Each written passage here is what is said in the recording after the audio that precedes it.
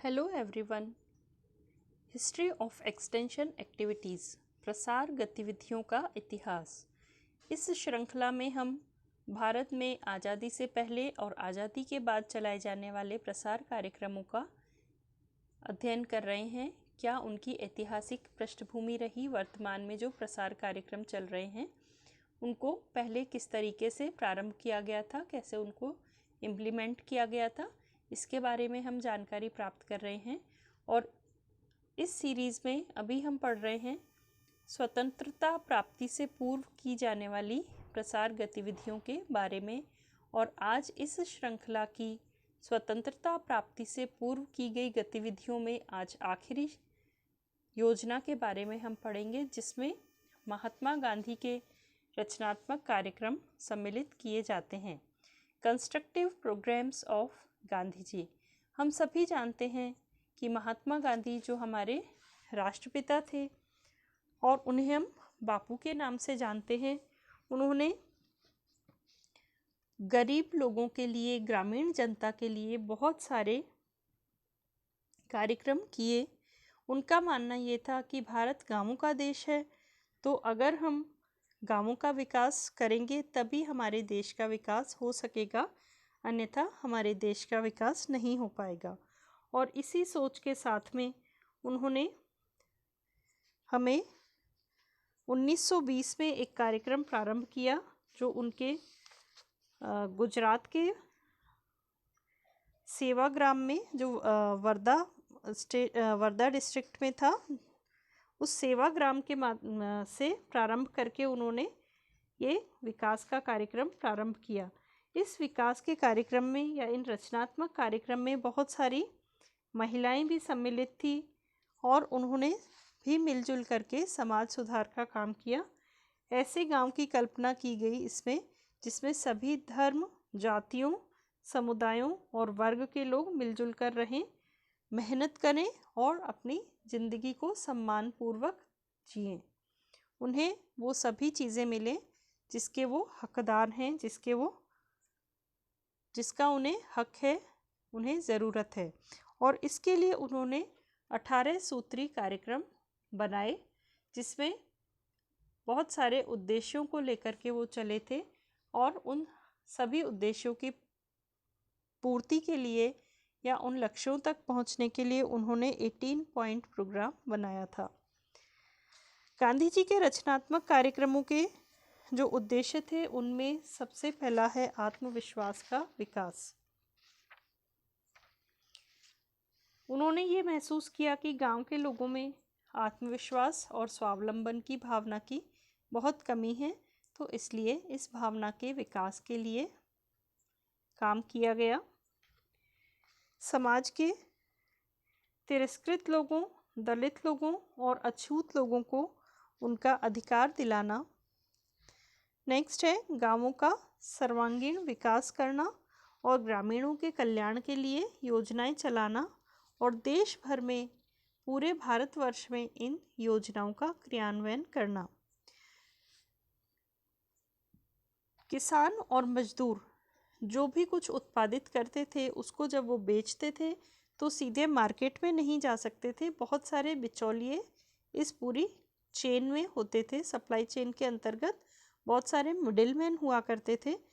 इससे उत्पादनकर्ता को, किसान को, जो वास्तव में सारी मेहनत करता था फसलों के उत्पादन के लिए, अपनी मेहनत का पूरा पैसा नहीं मिल पाता था।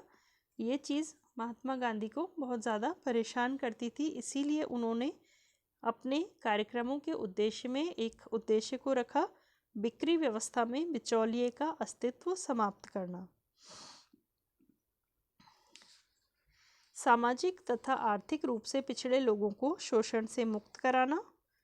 लोगों को रोजगार उपलब्ध करवाने के लिए लघु तथा कुटीर उद्योगों की स्थापना करना, ताकि वे अपने जीवन यापन के लिए, रहन सहन के स्तर को ऊंचा उठाने के लिए जीविकोपार्जन कर सकें, अधिक धन कमा सकें।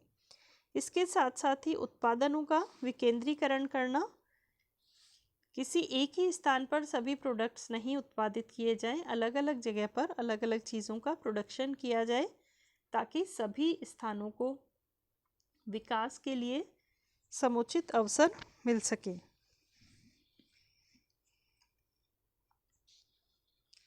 ग्रामीणों को शिक्षित करना, साक्षरता और विशेष रूप से प्रौढ़ शिक्षा पर बल देना, समाज में व्याप्त कुरीतियों, अंधविश्वासों और गलत परंपराओं से लोगों को छुटकारा दिलवाना, सांप्रदायिक एकता की भावना को विकसित करना, महिलाओं की दशा को सुधारने और उनके अधिकार दिलाने में उनकी मदद करना, कृषकों को अपने उत्पादों को बेचने के लिए बिक्री केंद्र की स्थापना करना, ग्रामीणों को बुनियादी शिक्षा उपलब्ध करवाना, ग्रामीण स्वास्थ्य एवं स्वच्छता के लिए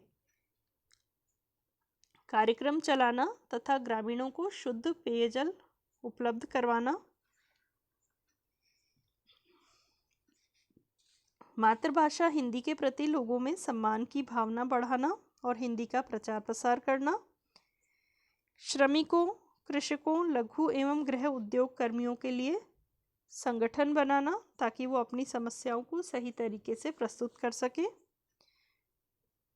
शराबखोरी, नशाखोरी, इनसे लोगों को मुक्त कराने के लिए योजनाएं बनाना और स्त्री और पुरुष को समानता का अधिकार दिलाना। इन सभी उद्देश्यों की प्राप्ति के लिए महात्मा गांधी ने 18 पॉइंट प्रोग्राम्स चलाया था और इस प्रोग्राम के अंतर्गत जो गतिविधियां करवाई जाती थी उनमें था धन का समान वितरण तथा उत्पादनों का विकेंद्रीकरण। जो भी धन प्राप्त होता है किसी भी वाणिज्यिक गतिविधि से उसको पूरी जनता में समान रूप से बांटा जाए, यानी बिचौलिए समाप्त किए जाएं और जिस व्यक्ति ने जितनी मेहनत की है, जितना परिश्रम किया है, उसका पूरा लाभ उसे मिल सके। तो इसीलिए इस प्रकार की व्यवस्थाएं की गई जिससे बेचान की प्रक्रिया में, बिक्री की प्रक्रिया में बिचौलिए बिल्कुल नहीं रहें और उत्पादक को ही अपनी उत्पादित सामग्रियों जैसे फल, सब्जी, दूध, शहद, इन सभी का सही मूल्य मिल सके। छुआछूत से आज़ादी, freedom from untouchability. Gandhi ji छुआछूत के घोर विरोधी थे। वो जात पात को नहीं मानते थे, अछूतों से उन्हें कोई परहेज नहीं था, सभी से सप्रेम मिला करते थे। सेवाग्राम में ऊंच नीच, छूत अछूत का कोई भेद नहीं था और ना ही वे किसी से भेदभाव रखते थे। शोषण से आज़ादी, फ्रीडम फ्रॉम एक्सप्लॉयटेशन। उन्होंने यह अनुभव किया कि अमीरों और गरीबों के बीच में बहुत ज़्यादा अंतर है। एक वर्ग जो शोषण करने वाला है और दूसरा वर्ग है जो शोषित होने वाला है। अमीरों के अनेकानेक अत्याचार गरीब जनता के ऊपर किए जाते थे। तो उन्होंने इसीलिए लोगों के विचारों में परिवर्तन लाने का प्रयास किया, उनकी सोच, उनके दृष्टिकोण में परिवर्तन लाने का प्रयास किया। तो जो अमीर वर्ग था, पूंजीपति लोग थे, उनके दिलों में गरीब लोगों के प्रति प्रेम और सहयोग की भावना, सौहार्द की भावना उत्पन्न करने का प्रयास किया ताकि कोई भी व्यक्ति किसी दूसरे का अनावश्यक शोषण न करे।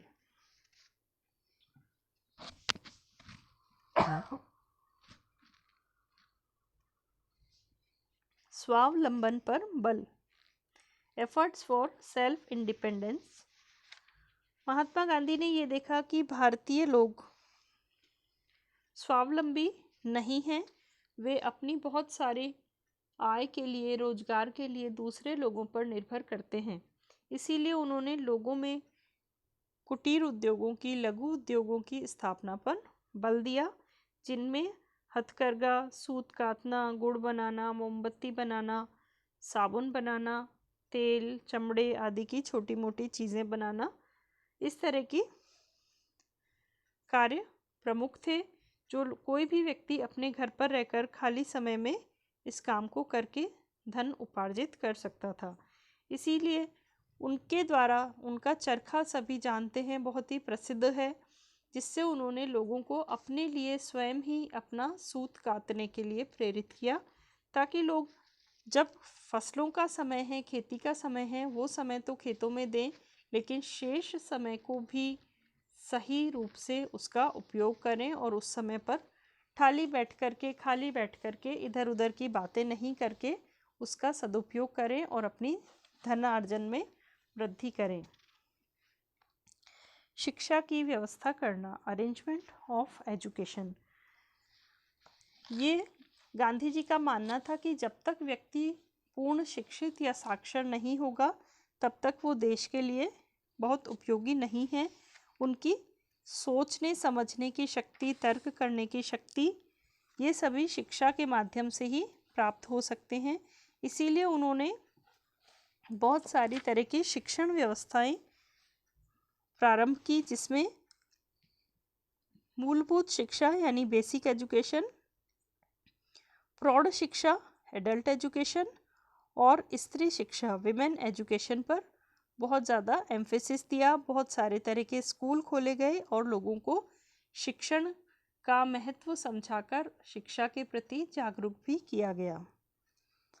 सांप्रदायिक एकता की भावना का विकास, to develop communal harmony.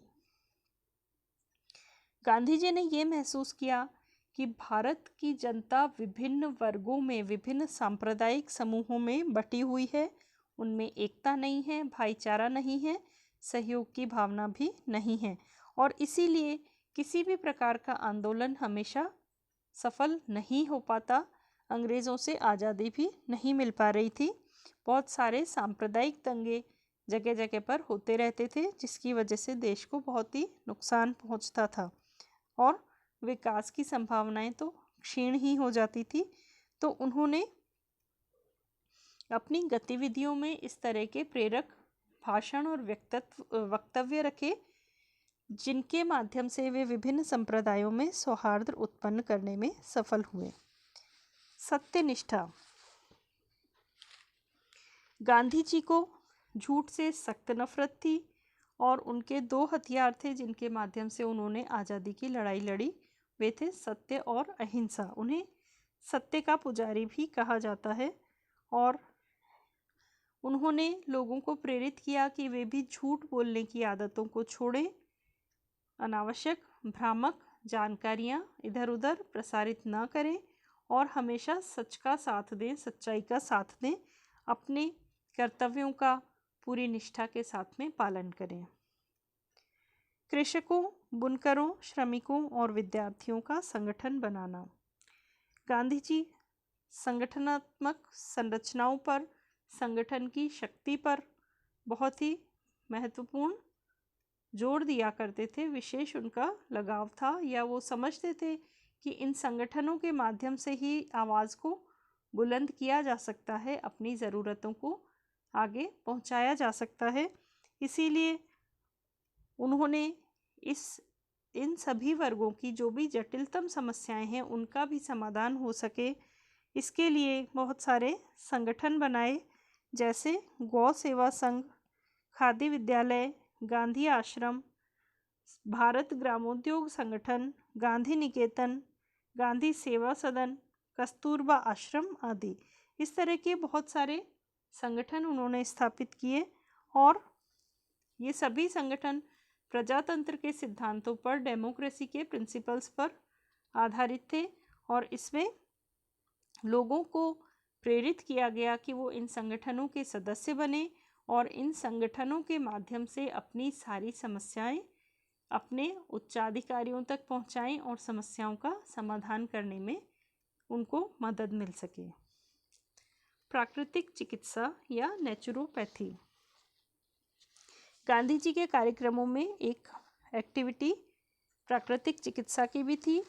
Bharat में पुरानी जो चिकित्सा पद्धतियां थीं उनको काफ़ी इस समय तक अंग्रेजियों के प्रभाव से गौण या हीन माना जाने लगा था और उन पद्धतियों को लोग अपनाते नहीं थे, बल्कि अंग्रेजी दवाइयों और अंग्रेजी इलाजों पर ही निर्भर रहने लगे थे, जिसमें उनके बहुत सारे पैसे खर्च होते थे और उनके पास इतने संसाधन या पैसे होते नहीं थे। इसीलिए गांधी जी ने इस चीज़ को समझते हुए प्राकृतिक चिकित्सा का महत्व लोगों को समझाया, अपने आश्रमों में प्राकृतिक चिकित्सा केंद्रों की स्थापना की और लोगों का इलाज करना प्रारंभ किया। इन सभी गतिविधियों के माध्यम से जो उपलब्धियां प्राप्त हुई वे बहुत ही अच्छी थी, बहुत ही सकारात्मक परिणाम इन सभी गतिविधियों के मिले, क्योंकि महात्मा गांधी को लोकप्रियता के आधार पर लोग इतना पसंद करते थे कि उनकी कही हुई हर बात को वो मानने को तैयार रहते थे। इसीलिए जो भी उद्देश्य उन्होंने अपने कार्यक्रमों में रखे, उन उद्देश्यों में बहुत हद तक सफलता प्राप्त की। बहुत सारे लोग जो उनके अनुयायी थे, उनके विचारों का अनुकरण करने वाले थे, उन्होंने उनकी विचारधाराओं को, उनके दृष्टिकोण को अपनाया और ग्रामीण क्षेत्रों में विकास की धारा बह चली। और उसी वजह से आज भी बहुत सारे जो उनके चलाए गए कार्यक्रम हैं, जैसे खादी ग्रामोद्योग संस्थान हैं, गृह उद्योग हैं, लघु और कुटीर उद्योग हैं, ये आज भी चल रहे हैं। नशाबंदी के लिए और अन्य कुरीतियों के विरोध में जो भी कार्यक्रम चलाए जाते हैं वो अभी भी चल रहे हैं। साथ ही घरेलू संस्थाएं कई इस प्रकार की बन गई हैं जो गृहिणियों के माध्यम से गृहिणियां जिनके माध्यम से अपने बनाए हुए उत्पादों का व्यापार करती हैं, उनको बेचती हैं और उनका आर्थिक स्तर समृद्ध होता है। तो आज भी बहुत सारे कार्यक्रम महात्मा गांधी के द्वारा चलाए गए बहुत प्रासंगिक हैं और इन सभी कार्यक्रमों ने हमारे देश के विकास में बहुत अधिक योगदान दिया है। इन सभी कार्यक्रमों के बारे में आप बहुत अच्छी तरह से समझें, पढ़ें। Keep learning, keep sharing.